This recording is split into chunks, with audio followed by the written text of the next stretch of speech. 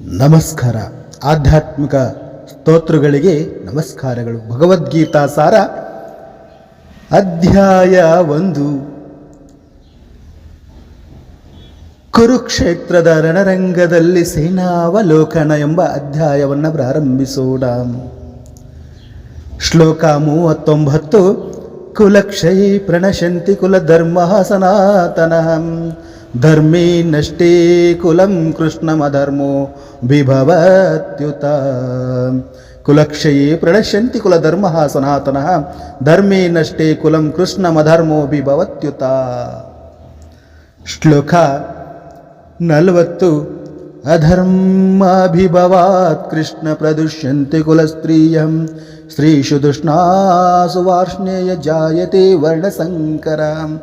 ಅಧರ್ಮಾಭಿಭವಾತ್ ಕೃಷ್ಣ ಪ್ರದರ್ಶಂತಿ ಕುಲಸ್ತ್ರೀಯ ಸ್ತ್ರೀಷು ದುಷ್ಟಾಸು ವಾರ್ಷ್ಣೇಯ ಜಾಯತೆ ವರ್ಣಸಂಕರ.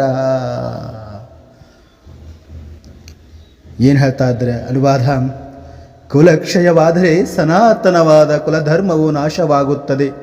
ಧರ್ಮವು ನಷ್ಟವಾದರೆ ಕುಟುಂಬದಲ್ಲಿ ಉಳಿದ ಭಾಗವು ಅಧರ್ಮದ ವಶವಾಗುತ್ತದೆ ಅಂತ ಅರ್ಜುನನು ಹೇಳ್ತಾ ಇದ್ದಾನೆ.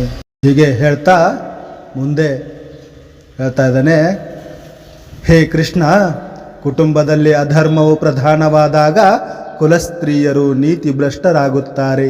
ಸ್ತ್ರೀಯರು ಪತಿತರಾದಾಗ ಹೇ ವಾರ್ಷ್ಣೇಯ ಅನಿಷ್ಟ ಸಂತಾನ ಸೃಷ್ಟಿಯಾಗುತ್ತದೆ ಅಂತ ಹೇಳ್ತಾ ಮುಂದೆ ಏನು ಹೇಳ್ತಾನೆ ಅನ್ನೋದನ್ನ ಮತ್ತೆ ಮುಂದಿನ ಸಂಚಿಕೆಯಲ್ಲಿ ಭೇಟಿಯಾಗೋಣ.